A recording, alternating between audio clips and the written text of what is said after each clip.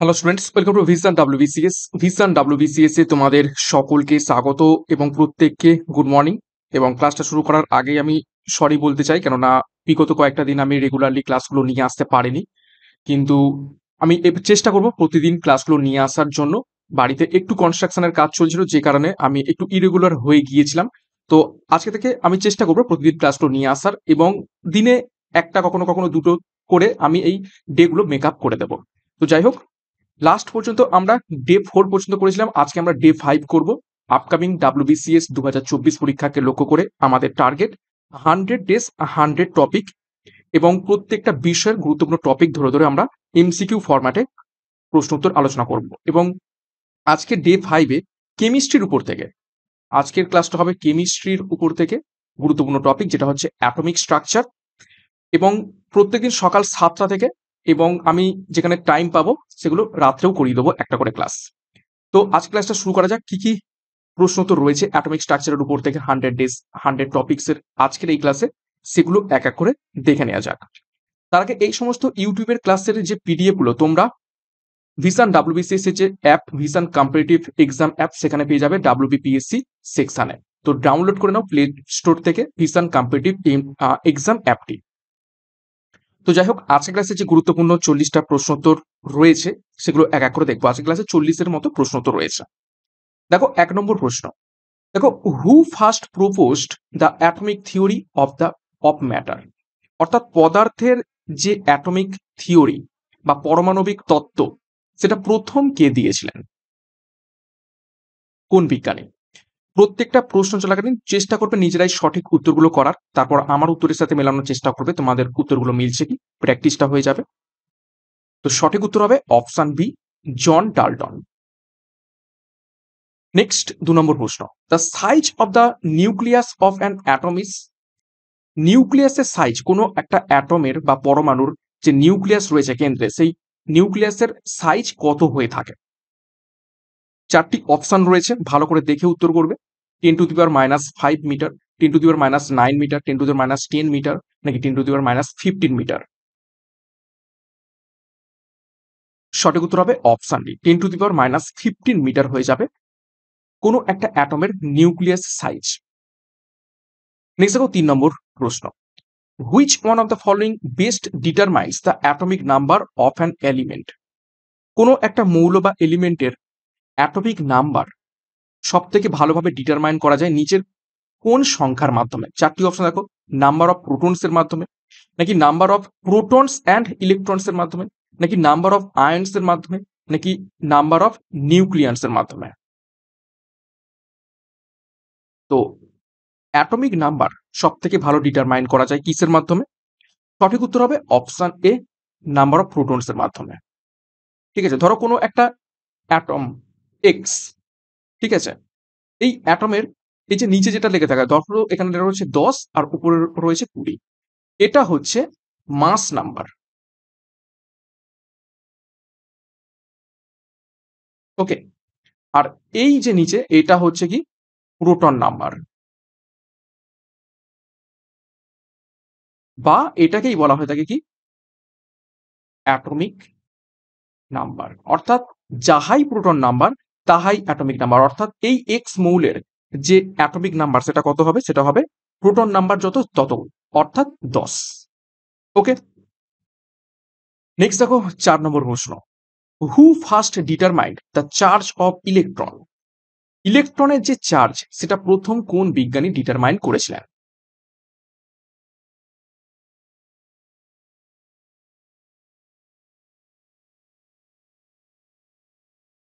তো সঠিক উত্তর হবে অপশন বি, মুলিক্যান।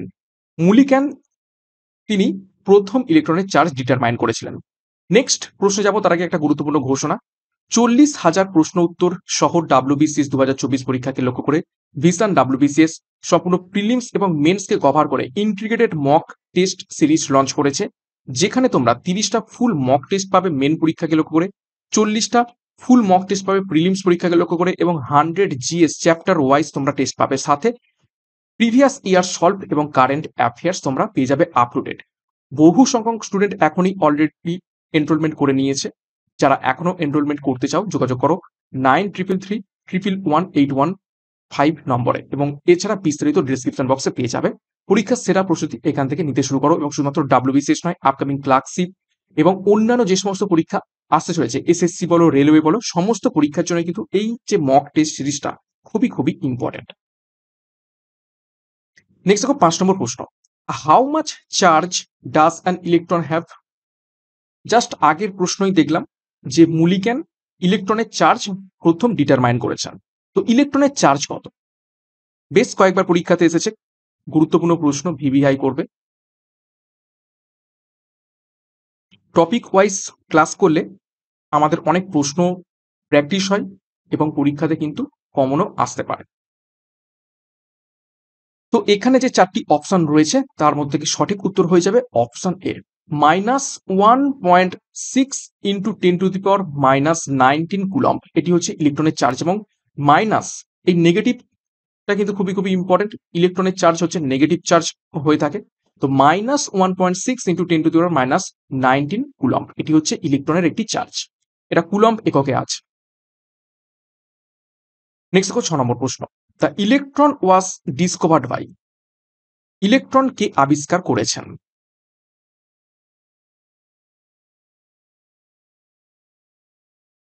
নিচের কোন বিজ্ঞানী ইলেকট্রন আবিষ্কার করেছেন? সঠিক উত্তর হবে অপশন এ, থমসন। নেক্সট 7 নম্বর প্রশ্ন, who discover the proton? Proton কে আবিষ্কার করেছেন?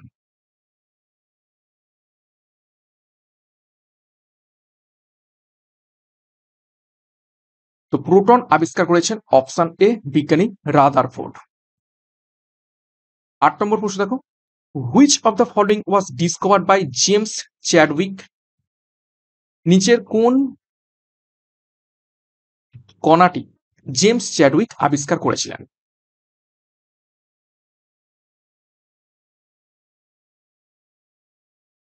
তো সঠিক উত্তর হবে অপশন সি, নিউট্রন। তো দেখো 3টে গুরুত্বপূর্ণ পার্টিকেল বা কণা কে কে আবিষ্কার করেছেন দেখে নিলাম। প্রথমে ইলেকট্রন দেখলাম জে থমসন, প্রোটন দেখলাম রাদারফোর্ড, এবং নিউট্রন দেখলাম জেমস চ্যাডউইক। নেক্সট দেখো 9 নম্বর প্রশ্ন, in which of the following particles the dual nature of particle wave is found?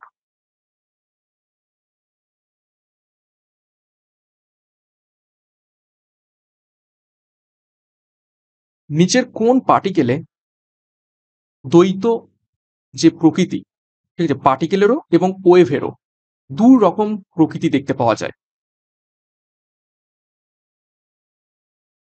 সঠিক উত্তর হবে অপশন সি, ইলেকট্রন। ইলেকট্রনের মধ্যে পার্টিকেল নেচার এবং ওয়েভ নেচার দুই ধরনের নেচারই দেখতে পাওয়া যায়। নেক্সট দেখো 10 নম্বর প্রশ্ন, which of the following atoms does not have a single neutron in it's nucleus? কি বলছে, হুইচ অফ দ্য ফলোইং নিচের কোনটির মধ্যে বা কোন অ্যাটমের মধ্যে does not have a single neutron, কোনো মানে কি একটাও নিউট্রন নেই তার নিউক্লিয়াসের মধ্যে?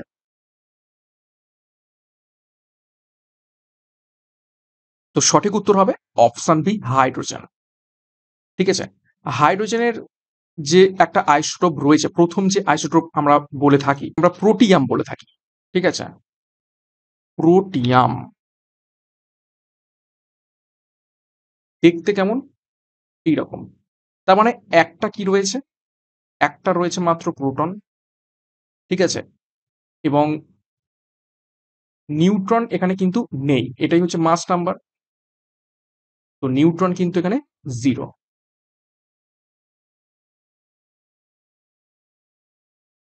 কি করে 0 হলো? আমরা জানি মাস নাম্বার সমান কত, মাস নাম্বার সমান প্রোটন প্লাস নিউট্রন।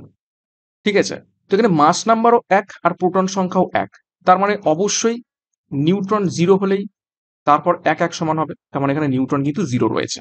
কিন্তু হাইড্রোজেনের অন্য যে দুটো আইসোটোপ রয়েছে, ডিউটোরিয়াম এবং ট্রিটিয়াম, সেখানে কিন্তু নিউট্রন একটা করে রয়েছে। ঠিক আছে, ডিউটোরিয়ামে একটা নিউট্রন এবং ট্রিটিয়ামে দুটো নিউট্রন রয়েছে, কিন্তু হাইড্রোজেনের এই যে আইসোটোপ এইখানে কিন্তু একটাও নিউট্রন নেই। নেক্সট দেখো 11 নম্বর প্রশ্ন, who discover the wave nature of electron?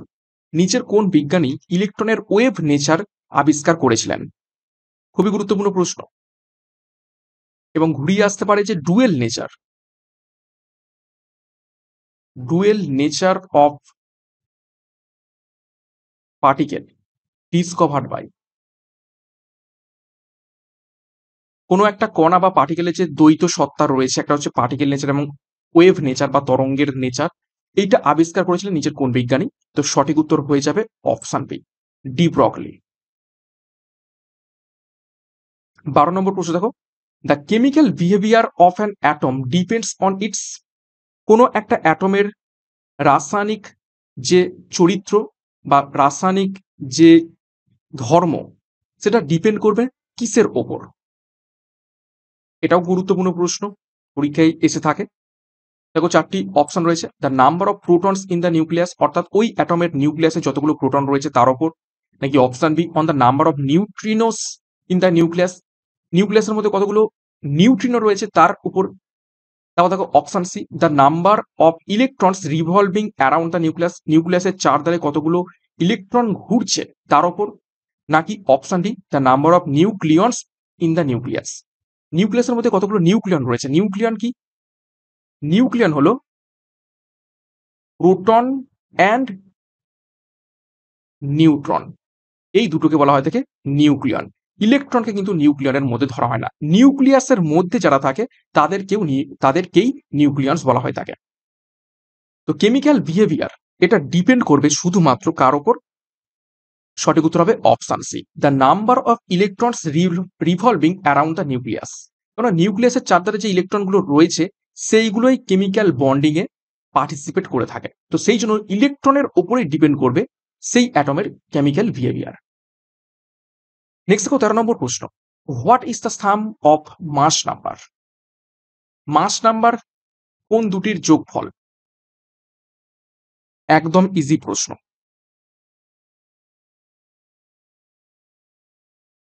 সঠিক উত্তর হবে অপশন ডি, প্রোটন অ্যান্ড নিউট্রনের যোগফল হয়ে যাবে মাস নাম্বার। নেক্সট দেখো 14 নম্বর প্রশ্ন, the difference between the mass and the mass number of an atom is called, কোনো একটা অ্যাটমের ভর এবং ভর সংখ্যার মধ্যে যে পার্থক্য সেটা কি?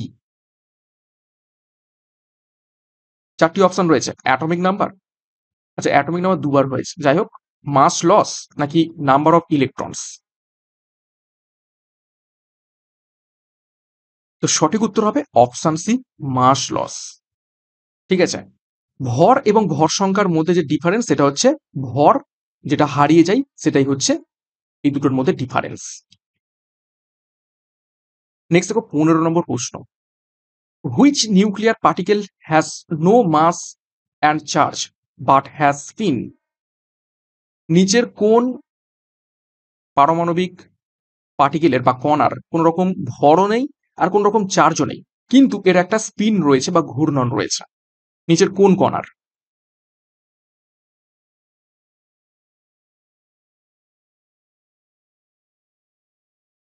সঠিক উত্তর হবে অপশন সি, নিউট্রনের। 16 নম্বর প্রশ্ন দেখো, the size of the nucleus can be estimated by the scattering of which rays, কোনো একটা অ্যাটমের নিউক্লিয়াসের সাইজ কতটা সেটা এস্টিমেট করা যেতে পারে নিচের কোন রেকে স্ক্যাটার করে বা বিচ্ছুরণ করে?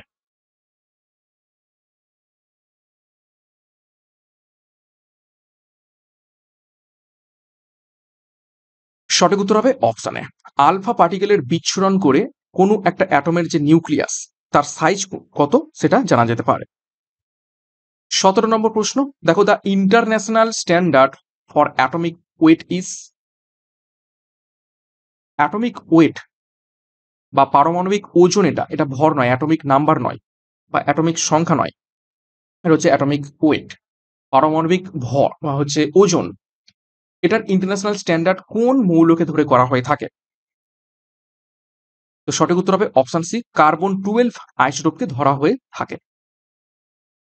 18 নম্বর প্রশ্ন দেখো, the four quantum numbers of two electron in an atom can be the same, this rule is related to which scientist?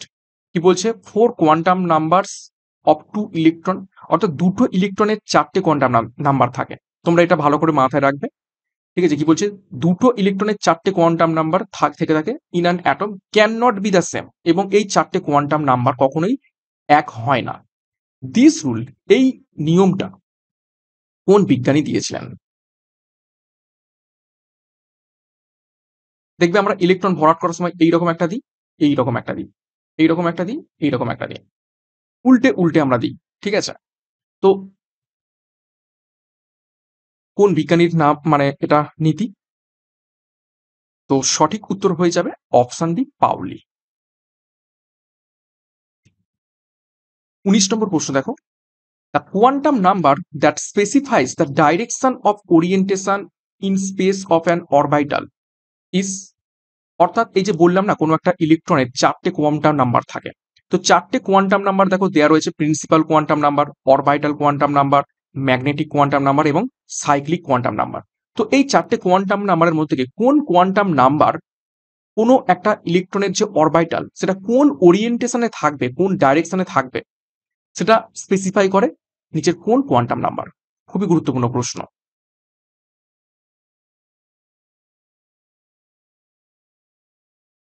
সঠিক উত্তর হবে option C, magnetic quantum number. 20 নম্বর প্রশ্ন দেখো, the number of neutrons and protons in the nucleus of 88 radium 226, এটা 226 আর respectively, তো লেখা যাক রেডিয়াম 226 আর নিচে 88। কি বলেছে, নাম্বার অফ নিউট্রন এবং প্রোটন কত? আমি একটু আগেই বললাম এটা হচ্ছে অ্যাটমিক নাম্বার,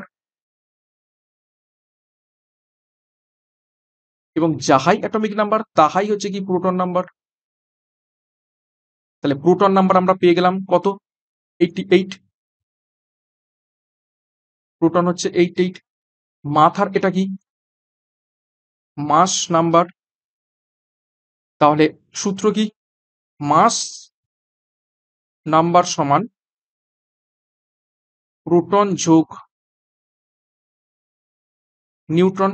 তাহলে মাস নাম্বার 226 আর প্রোটন 88 যোগ নিউট্রন, তাহলে নিউট্রন কত হবে,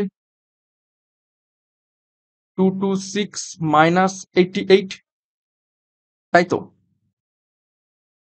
তো সঠিক উত্তর হবে কত?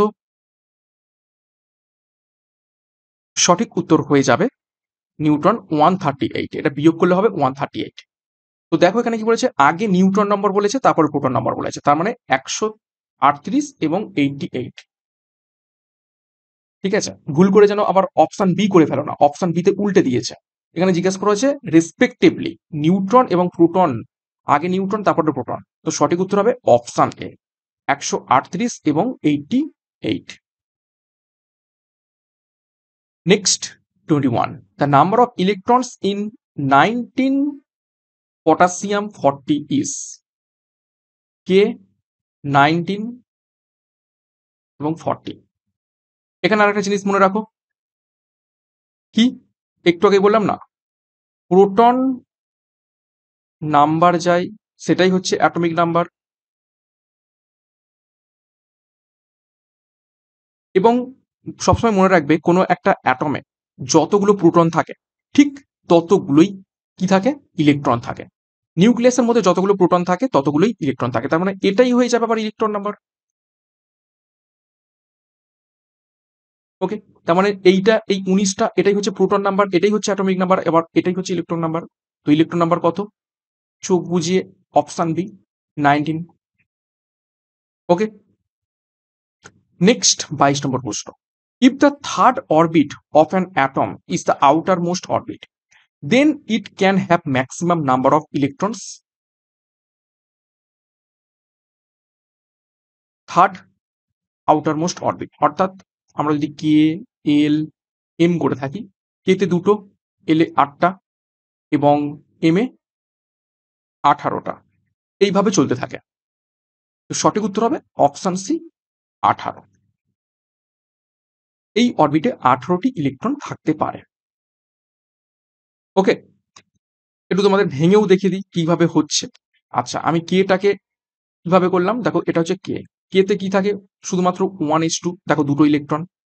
এলটে 1:2:2 সরি 1:2:2 নয়, এখানে হবে 2:2 এবং 2p6।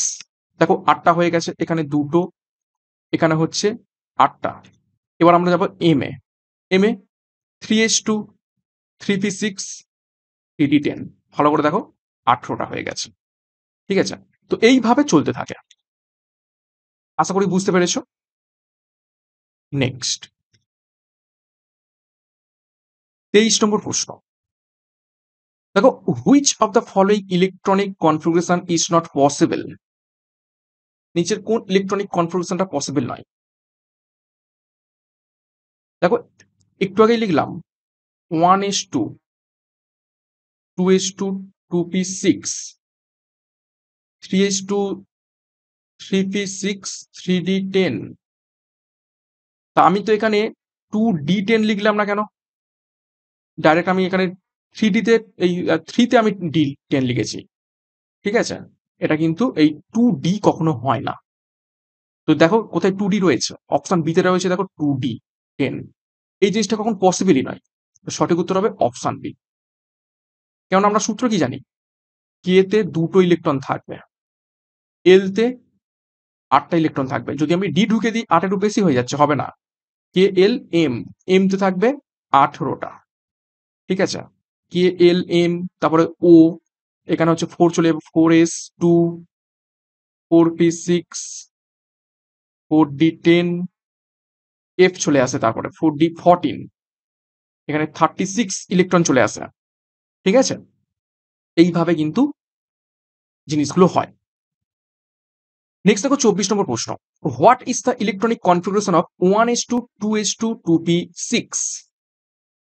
অর্থাৎ নিচের কোন দুটো মৌলের বা আয়নও দেয়া রয়েছে, তার ইলেকট্রনিক কনফিগারেশন এত। আচ্ছা দেখা যাক, 2 যোগ 2 যোগ 6, তার মানে কত হলো? 2 2 4 10।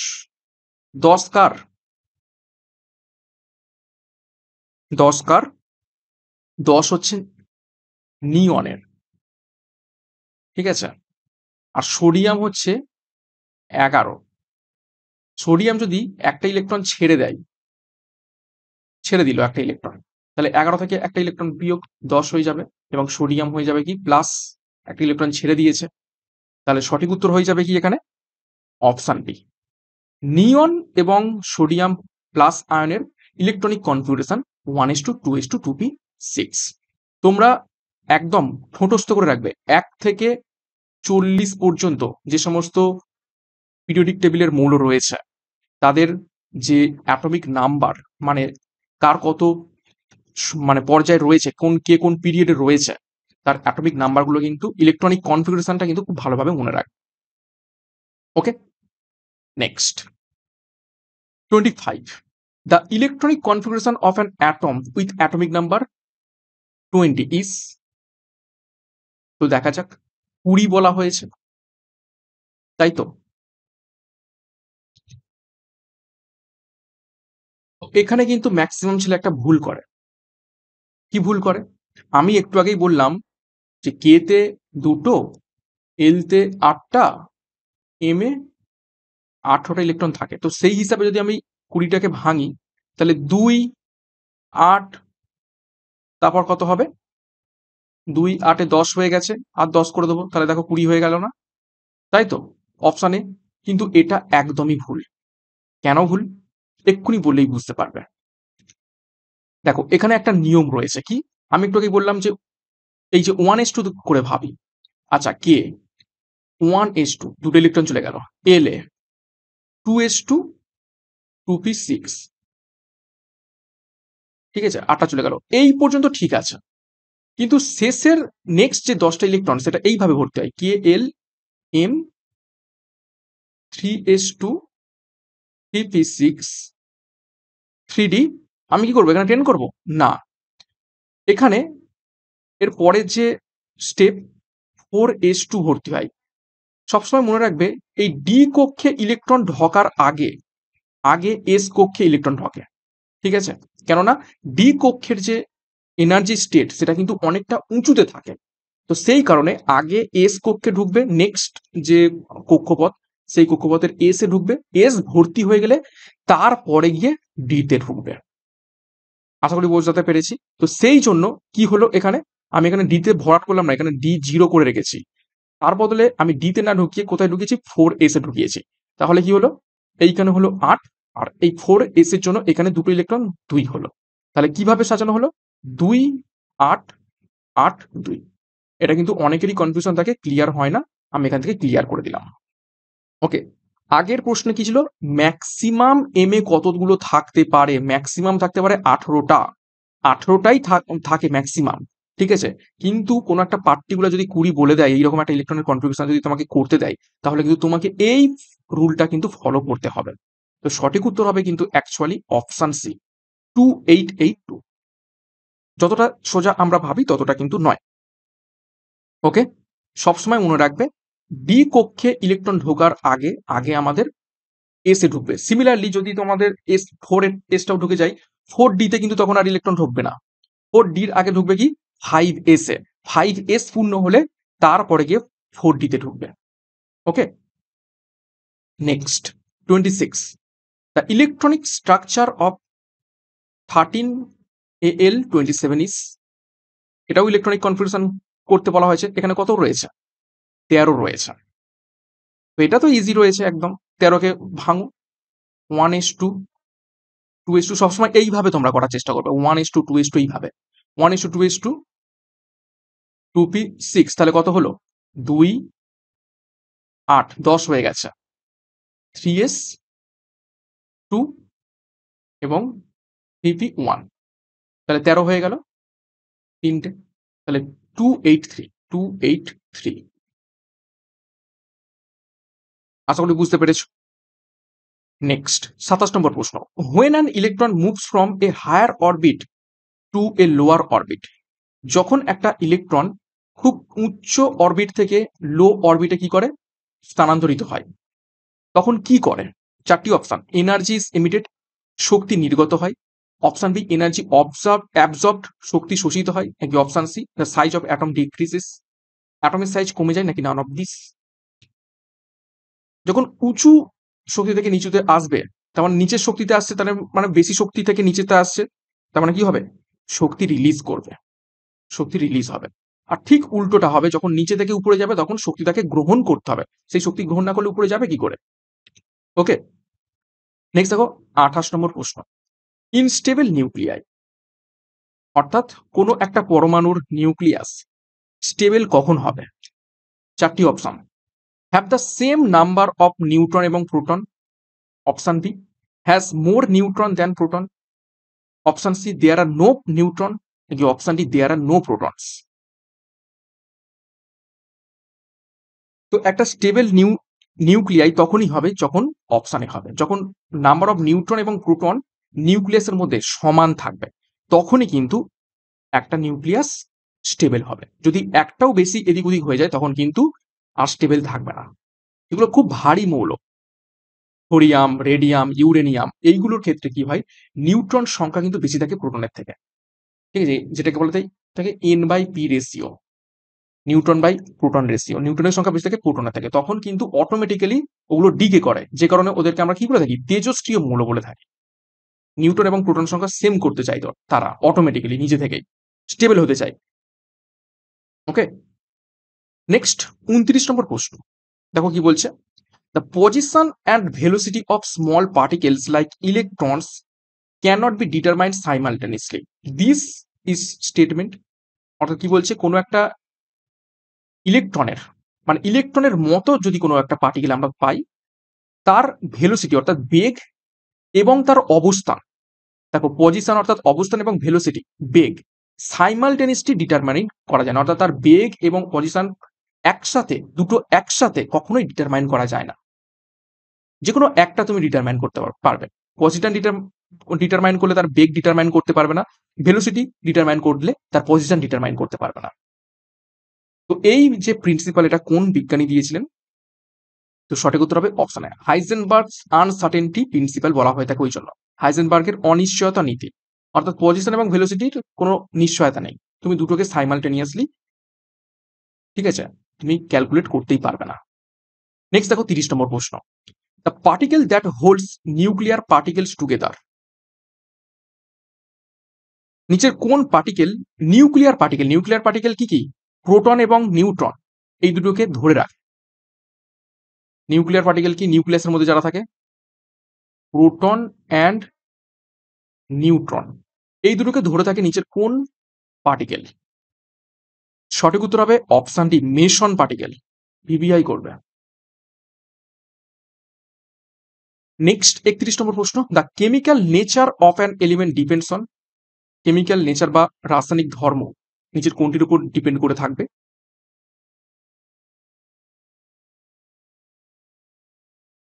31 নম্বর প্রশ্নের সঠিক উত্তর হবে কি? দেখো তোমরা অপশন বি এবং সি তে কনফিউজড হয়ে গেছো আশা করছি।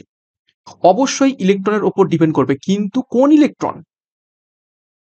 Option C, on the valence electron. ধরো একটা মৌল রয়েছে, তার চারধারে এরকম ভাবে ইলেকট্রন ঘুরছে। ঠিক আছে, ধরো এই একটা ইলেকট্রন, এই একটা ইলেকট্রন, এইখানে আমি 8টা ইলেকট্রন করে দিলাম, যেহেতু সেকেন্ড কক্ষে 8টা ইলেকট্রন থাকে, তো কটা হলো? আর একটা ইলেকট্রন, 8টা। আর বাইরে ধরো 4টে ইলেকট্রন রয়েছে। তাহলে আমরা জানি যে কেমিক্যাল নেচার ডিপেন্ড করে ইলেকট্রনের উপর, কিন্তু কোন ইলেকট্রনের উপর ডিপেন্ড করবে? যে বাইরের কক্ষে ইলেকট্রনগুলো রয়েছে তারাই তো আগে কেমিক্যাল রিয়াকশনে অংশগ্রহণ করবে ভিতরের তুলনায়। ভিতরে যারা আছে তারা তো আর বাইরে বেরিয়ে ইলেকট্রন মানে কোনো কেমিক্যালের রিয়াকশন করবে না। আগে বাইরের গুলো করবে, তারপরে ধীরে ধীরে ভিতরের গুলো করবে। তাহলে বাইরের ইলেকট্রনগুলোকে কি বলা হয় দেখে? Valence electron. অর্থাৎ একদম বাইরের কক্ষে যে সমস্ত ইলেকট্রন বিরাজ করে থাকে তাদের আমরা বলে থাকি ভ্যালেন্স সেলড ইলেকট্রন। তো সেই সমস্ত ভ্যালেন্স সেলড ইলেকট্রনের উপরেই কেমিক্যাল নেচার ডিপেন্ড করে থাকে। Next 32, the maximum number of atoms that an element can have in the second orbit is. Second orbit K L M 2 8 18 কত পেলাম? সঠিক উত্তর হবে 8। ওকে, যদি বলতো থার্ড অরবিট তাহলে করে দিতাম কি 18। ঠিক আছে, নেক্সট দেখবো, দেখো 33 নম্বর প্রশ্ন। দেখো কি বলছে, which one of the following statement regarding atomic weight of an element is most appropriate? Atomic ওয়েটের ক্ষেত্রে, ঠিক আছে, পারমাণবিক ওজনের ক্ষেত্রে নিচের কোন স্টেটমেন্টটা সত্য?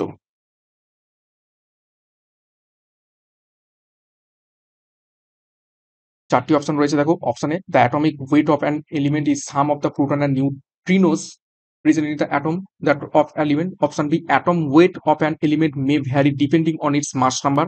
নাকি option C, the atomic weight of an element is an integer. নাকি option D, all atoms of an element have the same atomic weight. সঠিক উত্তর হবে option B, the atomic weight, পারমাণবিক যে ওজন অফ অ্যান এলিমেন্ট, কোন একটা এলিমেন্টের, মে ভ্যারি, এটা চেঞ্জ হতে পারে বা ভ্যারি করতে পারে depending on its mass number, ভর সংখ্যার উপর বেস করে এগুলো এক এক করে চেঞ্জ হয়। বিভিন্ন অ্যাটমের বিভিন্ন রকমের অ্যাটমিক ওয়েট হয়ে থাকে। নেক্সট দেখো 34 নম্বর প্রশ্ন, effective radius of the atom is. প্রশ্নটা ভালো করে দেখবে, এফেক্টিভ রেডিয়াস বলেছে। প্রথম একটা প্রশ্ন করেছিলাম, সেখানে দেখেছিলাম কি সাইজ অফ নিউক্লিয়াস, তাই তো? সেখানে হচ্ছে 10⁻⁻15 মিটার দেখেছিলাম। আর এখানে বলেছে এফেক্টিভ রেডিয়াস। এফেক্টিভ রেডিয়াস কোন রেডিয়াসকে আমরা বলবো? এফেক্টিভ রেডিয়াস হচ্ছে সেই রেডিয়াস যে দূরত্বের মধ্যে, ঠিক আছে, কোনো একটা অ্যাটমের হচ্ছে যে কেন্দ্র তার বাইরের কক্ষের চারধারের যে ইলেকট্রনকে আকর্ষণ করে থাকে, বা দুটো অ্যাটমের মধ্যে যে আকর্ষণটা কত দূরত্বের মধ্যে আসলে সৃষ্টি হবে, সেটা হচ্ছে এফেক্টিভ রেডিয়াস। তো সেটা সঠিক উত্তর হয়ে যাবে, দেখো অপশন বি, 10⁻10 মিটার। এটা হচ্ছে এফেক্টিভ রেডিয়াস। নেক্সট 35 নম্বর প্রশ্ন, which of the following particle has 20 neutrons and 18 electrons? দেখো 18 ইলেকট্রনস আমি বলেছিলাম যাহাই প্রোটন নাম্বার, তাহাই ইলেকট্রন নাম্বার, তাহাই অ্যাটমিক নাম্বার। ঠিক আছে, তাহাই হচ্ছে কি অ্যাটমিক নাম্বার। তার মানে কি, এটা বুঝতে পেরে গেলাম কি হবে, এটা হবে 18, তার মানে এটা হবে নিচে থাকবে, তাই তো। তার মানে অপশনে দেখো একটাই অপশনই রয়েছে 18 দিয়ে, সঠিক উত্তর হবে অপশন বি। এবং 38 থেকে যদি আমি 18 বাদ দিই কত হবে, 20, তাহলে 20 হয়ে যাবে নিউট্রন, তাহলে অবশ্যই অপশন বি উত্তর। 36 নম্বর প্রশ্ন, what will be the number of protons in a negatively charge atom. কোনো একটা অ্যাটম, সেই অ্যাটমের নেগেটিভলি চার্জ হয়ে রয়েছে, তাহলে সেই ক্ষেত্রে প্রোটনের সংখ্যাটা কি হবে। ধরো একটা এক্স হচ্ছে কি অ্যাটম, সে হচ্ছে নেগেটিভলি চার্জ হয়ে রয়েছে, তার মানে আমরা কি জানি, কোনো একটা পরমাণুতে প্রোটন সংখ্যা এবং ইলেকট্রন সংখ্যা দুটোই সেম, যাহাই প্রোটন নাম্বার তাহাই ইলেকট্রন নাম্বার আমি বলেছি। কিন্তু এখানে নেগেটিভলি চার্জ হওয়া মানে কি, এই অ্যাটমটা একটা এক্সট্রা ইলেকট্রন নিয়ে রেখেছে, তার মানে কি প্রোটন সংখ্যা থেকে ইলেকট্রন সংখ্যা বেড়ে গেছে, সেই জন্যই নেগেটিভলি চার্জ হয়ে গেছে। না হলে তো দুটোই নিউট্রাল হয়ে যেত, প্রোটন সংখ্যা যা ইলেকট্রন সংখ্যায় তাই, প্রোটন সংখ্যা পজিটিভ আর নেগেটিভ, তাহলে একে অপরকে নালিফাই করছে, কিন্তু যদি নেগেটিভ বেশি হয়ে যায় প্রোটনের থেকে, তাহলে সেটা হচ্ছে নেগেটিভ হয়ে যাবে। তাহলে সঠিক উত্তর কি হবে, সঠিক উত্তর হবে অপশন, দেখো সরি সি নয় D, less than the number of electron in the atom, অর্থাৎ প্রোটন সংখ্যা ওই অ্যাটমে ইলেকট্রন সংখ্যা থেকে কম হয়ে থাকে। নেক্সট দেখো 37 নম্বর প্রশ্ন, when Rutherford bombarded alpha particles on a thin sheet of metal to discover the nucleus, অর্থাৎ যখন একটা মেটালের সিটে রাদারফোর্ড আলফা পার্টিকেলকে কি করেছিল, স্ট্রাইক করেছিল বা বোমবার্ড করেছিল বা প্রেরণ করেছিল, তখন কি দেখলো। তো অনেকগুলো অপশন রয়েছে, তো আমি উত্তরটাই করে দিচ্ছি। দেখো, দেখলো most of the alpha particles passed through the metal foil without deflection, বেশিরভাগ আলফা পার্টিকেল কি হচ্ছে, কোন রকম ডিফ্লেকশন ছাড়াই, অর্থাৎ কোন রকম আঁকামুখি ছাড়াই সোজা বেরিয়ে যাচ্ছে, এটাই তিনি দেখেছিলেন। নেক্সট দেখো 38, which of the following is the maximum number of electrons that can be present in the M shell, K L M 2, 8, 18, 2 কি করে হচ্ছে 1:2, 8 কি করে হচ্ছে 2:2, 2p6, এবং 18 কি করেছে 3:2, 3p6, 3d10। এখানে 3d10 লিখেছি বটে, কিন্তু এই ডি তে ঢোকার আগে কিন্তু 4 এসে ঢুকবে, ঠিক আছে। এম যদি ও করতাম তাহলে কি হতো, এই যে ডি তে ঢোকার আগে কিন্তু 4 এসে ঢুকবে, তারপর ডি তে ঢুকবে, কিন্তু আমি এখানে লিখি 4:2, 4p6, 4d10, 4f14। ওকে, তো এখানে হবে কত, 2, 8, 18, 18 আর 14, 32টা। তো যদি বলে এম তাহলে হবে 18, ও বললে 32, এল বললে 8, কে বললে 2। এখানে সঠিক উত্তর হবে এম কক্ষ বলেছে 18। আশা করছি ক্লিয়ার করতে পারছি তোমাদের এই প্রশ্নের উত্তরগুলো বুঝিয়ে বুঝিয়ে। নেক্সট দেখো 39 নম্বর প্রশ্ন, which of the following electronic configuration occurs for metallic element, metallic এলিমেন্টের ক্ষেত্রে কোন কনফিগারেশনটা দেখতে পাওয়া যায়।